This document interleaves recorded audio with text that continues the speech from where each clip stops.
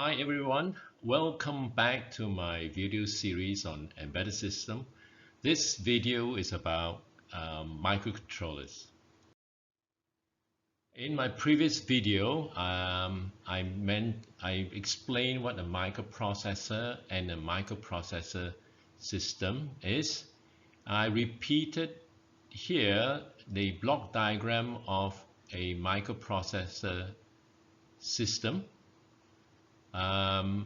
Basically, it consists of a CPU, ROM, RAM, input-output device, and all these components, input-output device, RAM, ROM, CPU, they're all interconnected by three buses.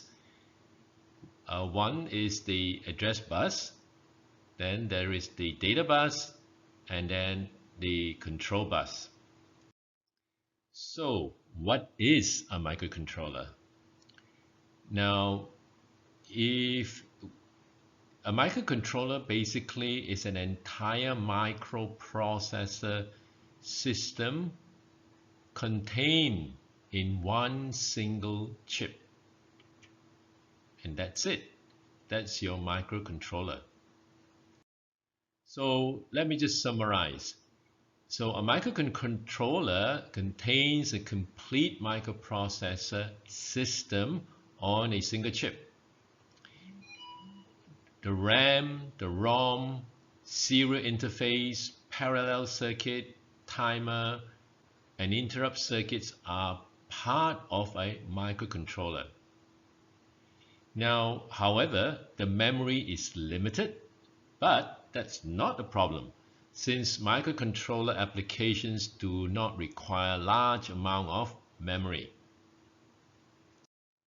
Now, before I go any further, let me just do a brief comparison of the microprocessor and microcontroller. For a microprocessor, there is no RAM, no ROM, or input-output ports on the chip itself. However, on the microcontroller, as we have mentioned earlier, contains the microprocessor, the CPU, RAM, ROM, input-output ports, and many more on a single chip. Now, in a microprocessor system, it is the microprocessor itself is versatile, meaning you can add RAM, you can add ROM, you can add input-output ports, timers that needs to be required to form a complete system. But this is not true for the microcontroller, because the microcontroller itself contains the input-output, the memory, the timers. They're all on a single chip. It's fixed. You can't do anything about it. And one of the other difference is because you need external devices like ROM, RAM, input-output ports. It incurs additional external components which will increase the cost, but not so with the microcontroller, because it contains the CPU, the I/O, everything on one chip. So it's ideal for applications where cost and space are more critical than the computing power. So basically, this is a very brief comparison of both the devices.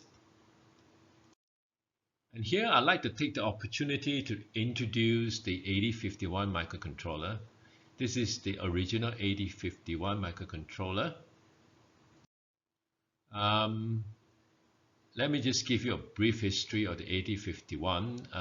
The 8051 was introduced by Intel way back in 1981. The 8051 since then has become hugely popular. However, Intel do not manufacture the 8051 anymore, but they allow other manufacturers to make and market a variety version of the 8051. However, there's one condition, that these manufacturers, they remain code compatible with the original 8051.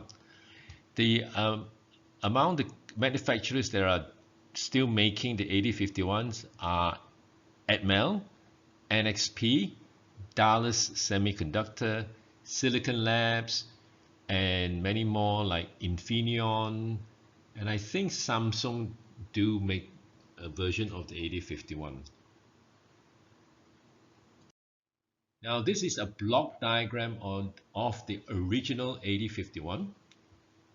You have a CPU, the RAM, the ROM, timers, input-output ports. There are 4 input-output ports here, serial port, and interrupt control circuits.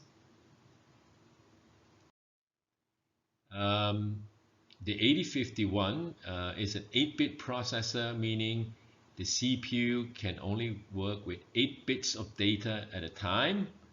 It has 128 bytes of RAM, 4K bytes of on-chip ROM, 2 timers, 1 serial port, 4 input-output ports, each 8 bits wide on a single chip.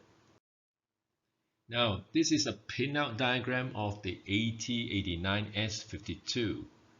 I'll be using this AT8952 in my future video series. Here we can see that it contains port 0, port 1, port 2, port 3, and then you have a reset pin here. You also have connections for a crystal oscillator. You have the ground pin on pin 20 and VCC on pin 40. Now here's a picture of a AT89S52 minimal system. Basically it consists of an AT89S52, a crystal oscillator with a couple of capacitors, the 4 ports, port 0, port 1, port 2, port 3, a reset switch, and a voltage regulator. Now what I've done here is I've expanded the minimal system to include, on this system here, LED interface, switches, a serial port that connects to the PC, and a power jack. And here is a picture of an 8051 microcontroller trainer. As you can see, this is very similar to the MPF1Z80 that I feature in my earlier video. Basically, it consists of AT89S52, a 32K external RAM, a serial interface that allows you to connect to the PC, a user expansion port, so that means you can connect your own circuits to that. Examples are a LED interface, a switch interface, and so on. And on board, on the trainer, it has a hexadecimal display and a keyboard. And I'd just like to acknowledge the picture that I use of the 8051. This is the source.